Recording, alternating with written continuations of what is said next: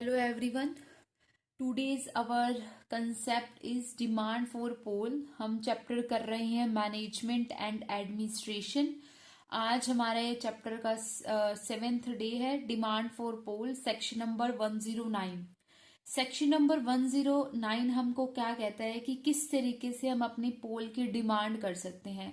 हमारा कंसेप्ट चल रहा है वोटिंग का कि एक कंपनी के अंदर जो भी वोट कंडक्ट किए जाते हैं किस तरीके से किए जाते हैं. इलेक्ट्रॉनिक मीन से किए जाते हैं, पोस्टल बैलेट से किए जाते हैं, शो ऑफ हैंड से किए जाते हैं, डिमांड फॉर पोल से किया जाता है. तो आज जो हमारा है वो डिमांड फॉर पोल है कि एक छोटा सा टॉपिक है डिमांड फॉर पोल. इसके लिए हम एक छोटी सी वीडियो बनाएंगे और प्लीज बी फोकस कि डिमांड फॉर पोल क्या होते हैं, किस तरीके से इसको कंडक्ट किया जाता है, कि कौन डिमांड करता है पोल की, वो देखते हैं आज. Section number 109 providing that before or on the declaration of a result of the voting on any resolution on show of hand, a poll may be ordered to be taken by the chairman of the meeting on his own motion or on the demand made by the specified member in that behalf. In case of a company having a share capital member present in a person or a proxy allowed and having not less than 1/10 of the total voting power, holding share on which an aggregate sum of not less than 5 lakh rupees or such higher amount as may be prescribed has been paid up. इसमें हमारे को क्या क्या रखा है, ठीक है. In case of any other company by the member or the member present in the person by a proxy allowed or having not less than 1/10 of the total voting power, the demand for a poll may be withdrawn at any time by the person who made the demand, ठीक है, to take forth with poll demand and adjournment of meeting or appointment of a chairman. A poll demanded for adjournment of the meeting or appointment of a chairman of the meeting shall be taken forthwith. When to take poll demand or any other question, a poll demanded on any question other than adjournment of meeting or appointment of a chairman shall be taken at such time, not being later than 48 hours from the time when the demand was made. Appointment of sufficient number of scrutinizers. Duty of scrutinizers. Power of a chairman to regulate. ठीक है, तो ये हमारे पास क्या होगा, ये सारा डिस्क्रिप्शन होगा कि क्या है ये डिमांड फॉर पोल क्या है. ठीक है, सेक्शन स्टार्ट करते हैं. Section number 108, this is for the demand for poll. हमारे पास कहता है कि जब हमारे पास बिफोर या फिर on the declaration of a result of a voting any resolution होता है on show of hand, a poll may be ordered to take by the chairman. A poll may be ordered to be taken by the chairman. एक पोल को order किया जाता है taken by the chairman of the meeting on his own motion या फिर demand made by the specified member.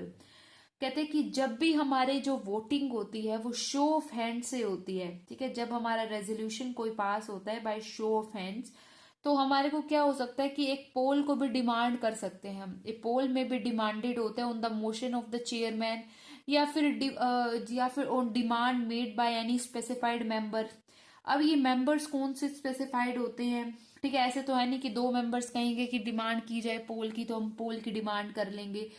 Show of hands के बाद अगर किसी को लगता है कि नहीं हम पोल से वोट देना चाहते हैं तो वो पोल की डिमांड कर सकते हैं, या फिर चेयरमैन को लगता है कि पोल को डिमांड करना चाहिए तो हम डिमांड करते हैं पोल की. Demand for the poll section number 109 हमें यही बताता है कि अगर हमारी voting by show of hands होती है और स्पेसिफाइड मेंबर्स को लगता है कि डिमांड होनी चाहिए पोल की, या फिर चेयरमैन को लगता है डिमांड फॉर द पोल, तो हम क्या करते हैं पोल को कंडक्ट कराते हैं, वोटिंग थ्रू द पोल करते हैं. तो इसमें यही कह रहा है कि सेक्शन नंबर 109 क्या कहता है कि सेक्शन नंबर 109 हमको क्या कहता है कि बिफोर, कहते हैं कि बिफोर या फिर डिक्लेरेशन ऑफ द रिजल्ट, अगर हमारा result declaration of the result of voting, ठीक है, on any resolution on show of hands, ठीक है, a poll may be order by taken by the chairman. तो एक पोल में बी ऑर्डर किया जाता है chairman of the meeting on his own motion या फिर डिमांड और made by the specified members. तो section number 109 declaration of result, ठीक है। डिक्लेयर कहते हैं कि सेक्शन नंबर 109 कहता है कि बिफोर रिजल्ट, किसी भी रेजोल्यूशन का अगर रिजल्ट अभी नहीं आया है, before the declaration of result of resolution, या फिर बिफोर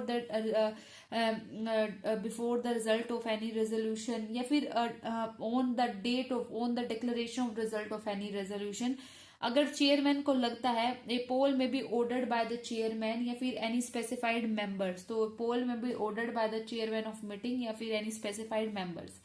अब ये मेंबर्स कौन से मेंबर्स जो होते हैं ना पोल की डिमांड कर सकते हैं? कंपनी जिसके पास शेयर कैपिटल है, by the member present in person, ठीक है। अगर मेंबर्स पर्सनली प्रेजेंट है या फिर उनके बिहाफ पर उसका प्रोक्सी अवेलेबल है, जिनके पास not less than 1/10 of the total voting power है, holding shares on which an aggregate sum of not less than 5 lakh रुपया और such higher amount as may be prescribed has been the paid up. कहते हैं कि not less than 1/10 of their total voting power, अगर उसके पास जो होती है ना 1/10 ऑफ टोटल वोटिंग पावर से कम नहीं होना चाहिए, note less than 1/10 of the total voting power, या फिर होल्डिंग शेयर जिनके पास जो होता है ना वोटिंग पावर 1/10 से नहीं होनी 1/10 से कम नहीं होनी चाहिए, और शेयर्स को होल्ड कर रहे हैं नोट लेस देन 5 लाख, ठीक है। Not less than 5 lakh, aggregate sum of not less than 5 lakh होता है, और such higher amount as may prescribe has been the paid up, तो not less than 5 lakh rupees उनकी जो पेड अप शेयर कैपिटल हो रही है, या फिर voting right note less than 1/10 of the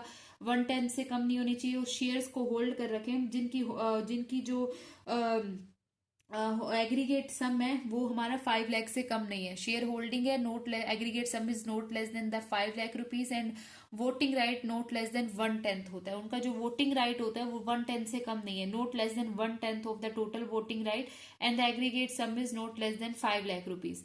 तो वो क्या कर सकते हैं? डिमांड कर सकते हैं पोल की। सेक्शन नंबर 109 हमारे को यही बताता है।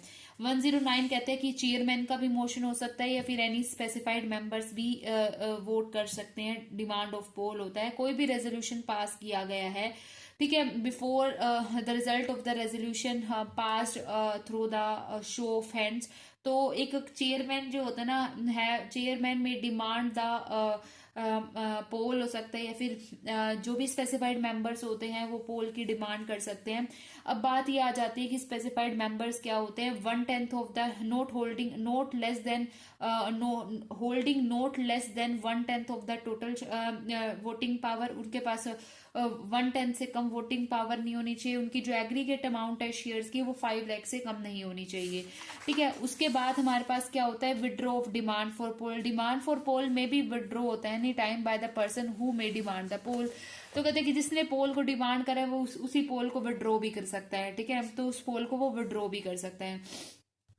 कहते हैं कि to take for with poll demand for, कहते हैं कि पोल को डिमांड किया गया है मीटिंग को अर्जेंट करने के लिए, या फिर चेयरमैन को अपॉइंट करने के लिए। कहते हैं poll demand for adjournment of the meeting या फिर appointment of chairman shall be taken forth with. मतलब कि क्या होता है कि अगर हमारे पोल डिमांड कर रखे हैं मीटिंग को अर्जेंट करने के लिए, या फिर ठीक है, या फिर चेयरमैन को अपॉइंट करने के लिए, तो फोर्थ विद किया जाएगा, इसे इग्नोर किया जाएगा। When to take poll demanded for any other questions, कहते हैं कि यहाँ पे हमारे को क्या है, यहाँ पे क्या है, when to take poll demand on any other question, a poll demand on any question other than the, क्या होता है जो हमने पढ़ा है ऊपर, अर्जेंटमेंट ऑफ मीटिंग, ठीक है, या फिर appointment of chairman shall be taken at such time. तो वो कहते हैं कि अगर हमने फोर्थ विद पोल, मतलब कि क्या होता है, कुछ टाइम लिया जाएगा। हम कहते हैं कि पोल की डिमांड कर रहे हैं चेयरमैन को अपॉइंट करने के लिए या फिर मीटिंग को अर्जेंट करने के लिए, इसको ध्यान में लिया जाएगा। लेकिन अगर हम पोल की डिमांड कर रहे हैं any other matter rather than appointment of a chairman या फिर अर्जेंटमेंट ऑफ मीटिंग, तो ये जो पोल होती है उसकी डिमांड कर दी जाएगी not less than adjournment of meeting appointment not less than 48 hours from the time when the demand was made. वो 2 दिनों के अंदर अंदर, मतलब कि not being later than 48 hours from the time when the demand was made and the chairman of the meeting may direct and the chairman of meeting may direct that. तो जो हमारी पोल की डिमांड होगी नॉट लेस देन 48 आवर्स होता है from the time when the poll is demanded. Appointment of sufficient number of scrutinizer when a poll is to be taken the chairman of the meeting shall appoint sufficient number of scrutinizer the poll process and vote given on a poll. तो scrutinizers को sufficient स्क्रूटनाइजर्स को appoint किया जाएगा chairman के द्वारा. Chairman की duty क्या होती है? प्रॉपर पोलिंग प्रोसेस की जाए, प्रॉपर रिकॉर्ड्स को मेंटेन किया जाए, जो रिपोर्ट होती है वो चेयरमैन को सबमिट की जाए. Ensure that the compliances of the provisions जो होता है ना 109 जो होता है ना उसको पूरा रखा जाए. तो जो भी 109 के जो प्रोसीजर्स होते हैं उनको पूरा किया जाए, प्रॉपर टाइम पर पोल कंडक्ट किए जाए, प्रॉपर रिकॉर्ड्स को मेंटेन किया जाए, प्रॉपर कंडक्ट किया जाए. मतलब कि पोलिंग प्रोसेस प्रॉपर तरीके से कंडक्ट होनी चाहिए, प्रॉपर रिकॉर्ड मेंटेन होना चाहिए, proper conduct of the polling process. ठीक है, क्या होता है कि प्रॉपर कंडक्ट होनी चाहिए, polling process is properly conduct. क्या होता है कि पोलिंग प्रोसेस क्या होता है कि proper conduct of polling process. Polling process कैसी होनी चाहिए? प्रॉपरली कंडक्ट होनी चाहिए. और ठीक है, प्रॉपर रिकॉर्ड होना चाहिए, properly conduct and the properly record. तो properly conduct of polling process, properly record होनी चाहिए.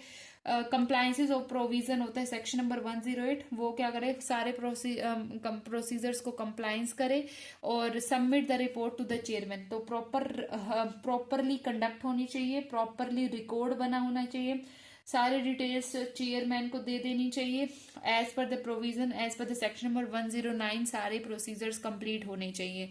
तो यही है कि प्रॉपर रिकॉर्ड बनाओ, प्रॉपर प्रोसीजर्स कंप्लीट करो पोलिंग प्रोसेस की, प्रॉपर पोलिंग प्रोसेस को कंडक्ट करो, प्रॉपर रिकॉर्ड बनाओ, proper conducting of a polling. ठीक है, प्रॉपर रिकॉर्ड बनाओ, फिर सारे डिटेल्स चेयरमैन को दो. हमारे प्रोविजन सेक्शन 109 के अकॉर्डिंग होने चाहिए. Chairman of the meeting shall have the power to regulate the manner in which the poll shall be taken. तो पावर ऑफ ए चेयरमैन क्या होती है? चेयरमैन जो होता है मीटिंग की, उसके पास पावर होती है कि वो अच्छे तरीके से पोल को कंडक्ट करे. ठीक है, मतलब कि क्या होता है कि प्रॉपर कंडक्टिंग ऑफ ए पोल होता है, प्रॉपर मेंटेनिंग द रिकॉर्ड्स, ये सारी चीजें क्या होती है? Regulate the manner in which the poll shall be taken. मतलब कि उस तरीके से पोल किए जाने चाहिए जिस तरीके से पोल कंडक्ट होता है. रेगुलेट द मैनर किस तरीके से कहते हैं कि एक चेयरमैन को पोल कंडक्ट किए जाने चाहिए. कैसे? Regulate the manner. तो मीटिंग शैल बी, पावर क्या होती है? The chairman of meeting shall have power. उसके पास पावर क्या होते हैं? Regulate the manner. ठीक है, in which the poll shall be taken, in which the poll shall be taken, जैसे पोल होने चाहिए. In which the poll shall be taken, यहां तक समझ आया क्या होता है? The chairman of the meeting have power. क्या होती है मीटिंग चेयरमैन की क्या पावर होती है? कि वो रेगुलेट द पोल होता है. कैसे रेगुलेट किया जाए? रेगुलेट द पोल होता है in which the poll shall be taken. तो रेगुलेट द मैनर मतलब प्रॉपर तरीके से की जानी चाहिए. In which the poll shall be taken, जिस तरीके से पोल होने चाहिए उस तरीके से प्रोसीजर्स को काम किया. Regulate the manner in which the poll shall be taken. अब कहता है कि यही पावर दे रखी है कि क्या होता है? Regulate the manner in which the poll shall be taken. Manner क्या है? ले डाउन द प्रोसीजर्स होते हैं, मैनर्स होते हैं इन विच द चेयरमैन. तो कहते हैं कि रेगुलेट द मैनर. अब ये मैनर यहाँ पे दे दिए हमको कि कौन से मैनर है. द मैनर ये दे रखे हैं ना, the manner in which the chairman shall get the poll process. तो यही दे रखे हैं कि रेगुलेट द मैनर, ये कौन से मैनर है? In which the poll shall be taken, जैसे पोल होने चाहिए. मैनर हमको दे दिए. Chairman of the meeting shall ensure that. क्या देखता है? क्या देखता है जब वो एक पोल को कंडक्ट करता है, डिमांड फॉर द पोल करता है? Scrutinizer are provided with the register of a member, specify the signature of member, attendance register. Scrutinizers are provided with the register of a member. कहते हैं स्क्रूटनाइजर आर प्रोवाइडेड. स्क्रूटनाइजर्स को register of a member दे दिया जाता है, उनके signature दे दिए जाते हैं, अटेंडेंस रजिस्टर दे दिया जाता है. All the document received by the company section number 105, 1112 and section number 113. तो कहते हैं scrutinizer are provided with all the document. Scrutinizers को सारे डॉक्यूमेंट दे दिए जाते हैं. रजिस्टर ऑफ ए मेंबर दिया जाता है, उनके स्पेसिमेन ऑफ देयर सिग्नेचर, उनका अटेंडेंस रजिस्टर दे दिया जाता है और सारे डॉक्यूमेंट स्क्रूटनाइजर्स को दिए जाते हैं. स्क्रूटनाइजर क्या करता है? वो सारी पोलिंग करता है. मतलब scrutinizer shall arrange the polling paper होता है, distribute them to the member proxy present at the meeting, ठीक है। क्या होता है, स्क्रूटनाइजर क्या करता है, अरेंज करता है पोलिंग पेपर्स को, ठीक है, पोलिंग पेपर्स को अरेंज करता है, उन्हें मेंबर्स को डिस्ट्रीब्यूट करता है। प्रोक्सीज प्रेजेंट एट द मीटिंग होता है। इन केस ऑफ, देखो यहाँ पे हमें क्या करता है, वो क्या करता है, सबसे पहले स्क्रूटनाइजर क्या करता है, स्क्रूटनाइजर का काम क्या होता है, एक शॉर्ट समरी बनाते हैं। स्क्रूटनाइजर का काम क्या होता है, वो पोलिंग पेपर देता है, ठीक है, वो क्या करता है, सबसे पहले वो पोलिंग पेपर्स देता है मेंबर्स को, ठीक है, मेंबर्स को पोलिंग पेपर्स देता है।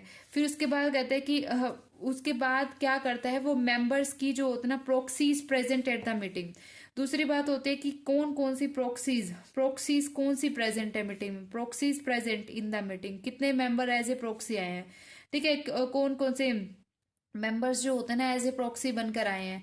उसके बाद क्या कहते हैं इन द मीटिंग, फिर होता है कि जॉइंट शेयर होल्डर्स कौन से हैं, हमको पता है ना कि जॉइंट शेयर होल्डर्स के अंदर वोटिंग कौन देता है पहले, ठीक है, कौन देता है, जिस तरीके से उसके नाम रजिस्टर ऑफ मेंबर्स में मेंशन होते हैं, ठीक है।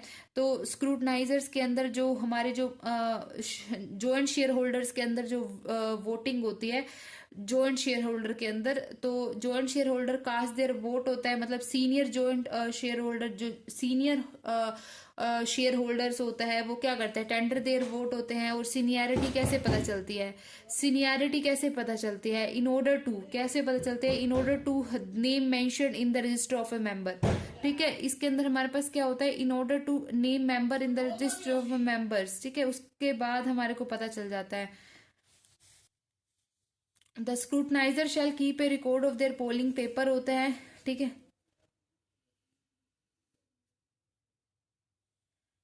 Scrutinizer shall lock and seal and empty polling box होता है। तो यहाँ पे ध्यान से देखना है स्क्रूटनाइजर क्या करता है, स्क्रूटनाइजर अपने पोलिंग पेपर्स मेंटेन कर, पोलिंग पेपर मेंबर्स को डिस्ट्रीब्यूट करता है। कौन कौन से प्रॉक्सीज जो होते हैं ना मीटिंग के अंदर प्रेजेंट होते हैं, proxies present at the meeting होते हैं ना। तो in case of a joint holder, joint holder के केस में पता चल जाता है, जो सीनियरिटी सीनियर शेयर होल्डर होता है वो टेंडर देयर वोट होता है, seniority in order to determine the, कैसे पता चलता है सीनियरिटी, इन ऑर्डर, ठीक है, in order to determine their name in the register of members, मतलब कि कैसे पता चल जाता है रजिस्टर ऑफ ए मेंबर में उसका नाम कहाँ पर है।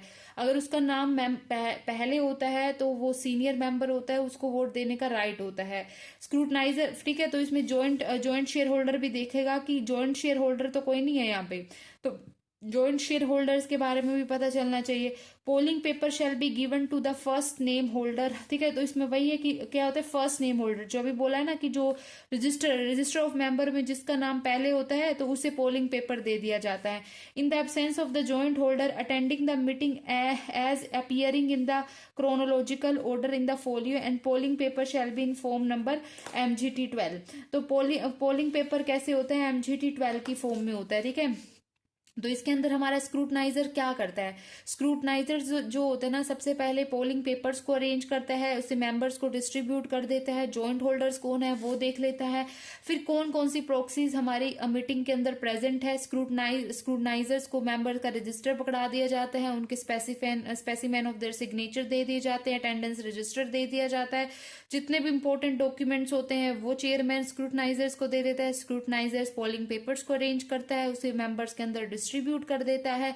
डिस्ट्रीब्यूट करने के बाद वो ये देखता है कि मीटिंग के अंदर कौन से प्रॉक्सीज अवेलेबल हैं, जॉइंट शेयर होल्डर्स कौन से होते हैं, जो सीनियरिटी शेयर होल्डर होते हैं उसको पोलिंग पेपर दे दिया जाता है। Keep a record of polling paper received in response to the poll होता है, तो ये रिकॉर्ड बना के रखता है कि किसने पोलिंग पेपर्स को रिसीव करा है।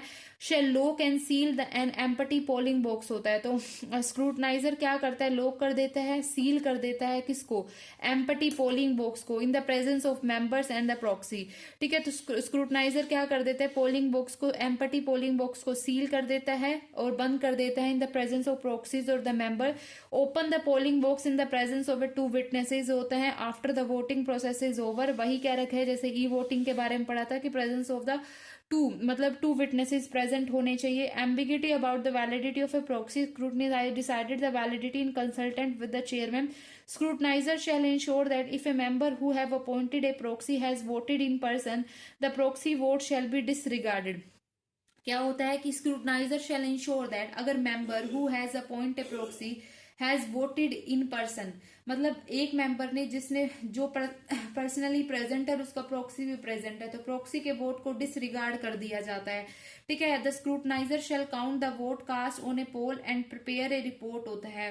ठीक है, तो वो कहता है address to the chairman, scrutinizer count the vote against and favour. ठीक है, vote cast in favour and vote cast in against, तो वो टोटल काउंट करता है, क्या कहता है कि वोट कास्ट इन फेवर। ठीक है, जितने भी वोट कास्ट हुए हैं, क्या हुआ, vote cast in favour, favour में कौन कौन से वोट कास्ट हुए हैं, against vote cast in favour और वोट कास्ट इन अगेंस्ट, तो वोट कास्ट क्या होते हैं, अगेंस्ट में कितने वोट हुए हैं, तो वो सारी चीजें इसमें आ जाती हैं। The scrutinizer shall count the vote cast on a poll and prepare a report of address of a chairman, और वो रिपोर्ट किसको दे देती है, चेयरमैन को दे दिया जाता है। चेयरमैन को वो रिटर्न में क्या देता है कि chairman is responsible for declare their vote. ठीक है, डिक्लेयर द रिजल्ट, तो चेयरमैन क्या होता है, रिस्पॉन्सिबल होता है रिजल्ट को डिक्लेयर करने के लिए। When the voting is conducted by the electronic means होता है under the provision of section number 108 and the rule made thereunder, the company shall providing all the necessary support technical and otherwise to the scrutinizer। अगर हमारी company, अगर हमारे vote electronic mean से किए गए हैं तो वो स्क्रूटनाइजर्स को सारी फैसिलिटीज प्रोवाइड करवा लेती है इलेक्ट्रॉनिकली। ठीक है, उसके बाद हमारे पास क्या होता है, लास्ट में देखते हैं फटाफट से। लास्ट में the scrutinizer report shall state total vote cast, valid vote in favour and against, वही है कि कितने वोट जो होते हैं ना इन फेवर में है, तो वोट कितने वोट इन अगेंस्ट में है, तो स्क्रूटनाइजर क्या करता है, स्टेट दैट कितने टोटल वोट जो होते हैं ना, total vote cast, valid vote in favour, vote in favour कितने हैं, वोट अगेंस्ट कितने हैं, resolution, the resolution including the detail invalid polling paper and the vote comprise. तो यही बता रहा है कि स्क्रूटनाइजर देखता है कि वोट इन फेवर और वोट इन अगेंस्ट कितने हैं। Submit the report to the chairman होते हैं, counter sign the same, who shall counter, तो स्क्रूटनाइजर चेयरमैन को दे देता है, chairman declare the result of the poll, तो चेयरमैन क्या करता है, पोल को पोल के रिजल्ट को डिक्लेयर कर देता है। हमको पता है कि MGT12 किसका होता है, MGT12 किसका होता है, किसका होता है, पोलिंग पेपर्स का होता है। ठीक है, MGT12 किसका होता है, MGT12 पोल किसका होता है, MGT12 होता है हमारे पास पोलिंग पेपर का। पोलिंग पेपर किसको दिए गए हैं, उसका रिकॉर्ड बनाया जाता है कि polling paper, arrange the polling paper, distribute the polling paper, share holders को देख लेना कितने शेयर होल्डर प्रेजेंट है मीटिंग में, कितने प्रॉक्सीज प्रेजेंट है, प्रॉक्सीज के अंदर अगर पर्सनली प्रेजेंट है तो उस प्रॉक्सी के वोट को डिसरिगार्ड कर दिया जाता है, पोलिंग बॉक्स को सील कर दिया जाता है, उनको ओपन भी विटनेसेस के सामने किया जाता है, मेंबर्स के सामने, प्रॉक्सीज के सामने बंद किया जाता है, उसे खोला भी मेंबर्स के सामने ही जाता है। ये जो रिपोर्ट होती है स्क्रूटनाइजर्स की रिपोर्ट, टोटल कितने फेवर में वोट हुए हैं, कितने अगेंस्ट वोट हुए हैं। ठीक है, ये सारे रिपोर्ट एक स्क्रूटनाइजर्स चेयरमैन को देता है, चेयरमैन क्या करता है, वोट को डिक्लेयर कर देता है। फिर क्या कहते हैं, scrutinizer appoint for the poll shall submit a report to the chairman of the meeting होता है। तो scrutinizer appoint for the poll हो जाता है ना, वो अपनी रिपोर्ट किस में देता है, MGT12 के अंदर। जैसे उसने पोलिंग पेपर्स के बारे में MGT12 देखा, ये MGT13 हो जाता है। MGT13 किसके लिए होता है, जब एक स्क्रूटनाइजर जो होता है ना चेयरमैन को रिपोर्ट देता है, स्क्रूटनाइजर अपॉइंट द पोल होता है, shall submit a report to the chairman of the meeting होता है। मीटिंग के चेयरमैन को जो होता है ना, मीटिंग के जो चेयरमैन होते हैं उसको अपनी रिपोर्ट किस फॉर्म में देते हैं, MGT13 की फॉर्म में देता है। The report shall be signed by the scrutinizer होता है, मोर देन वन स्क्रूटनाइजर होता है, the same shall be submitted to the chairman होता है within a 7 days। 7 days हो जाता है। वहां पर हमारे जो ई वोटिंग की डेट थी नोट लेटर देन 3 days, वहां पर नोट लेटर देन 3 days था। यहाँ पे हम लिख भी देते हैं कि अगर हमारे पास ई वोट था, अगर हमारे पास ई वोट था तो नोट लेटर देन 3 days, वो क्या था, वो 3 दिन से ज्यादा नहीं था, नोट लेटर देन 3 days। यहाँ पे हमारे पास क्या होता है, यहाँ पे हमारे को 7 days दिए जाते हैं, यहाँ पर हमारे पास क्या होता है 7 days दिए जाते हैं। Shall be deemed to be the decisions of the meeting, जो भी रिजल्ट पोल का जो भी रिजल्ट होगा वो डिसीजन होगा हमारे पास क्या, मीटिंग का। ठीक है, shall be deemed to be the decisions of the meeting. तो ये सारी चीजें applicability section number 101 to 107 and 102 तो प्राइवेट कंपनी, ये होता है, ये प्राइवेट कंपनी के ऊपर भी एप्लीकेबल होता है। जो भी हमने सेक्शन नंबर नोटिस से लेकर जो भी हम जितने भी सेक्शंस पढ़े हैं 107, 108, 109, ठीक है, 107, 107, 108, 109, ये सारे कौन से थे, शो ऑफ हैंड्स के थे, ये हमारे पास ई वोटिंग के थे, या फिर डिमांड ऑफ पोल के थे, या फिर नोटिस ऑफ ए कंपनी था सेक्शन नंबर 101। तो section 101 101, 107, 109 shall apply unless otherwise specified in respective section. Article of company. The exception shall be applicable to a private company which has not committed a default in file. कहता है कि section number 101 to 107 shall apply. वो apply किए जाते हैं जब तक उनका आर्टिकल ऑफ एसोसिएशन मना नहीं करता, unless otherwise specified in respective sections to the article of association of a company.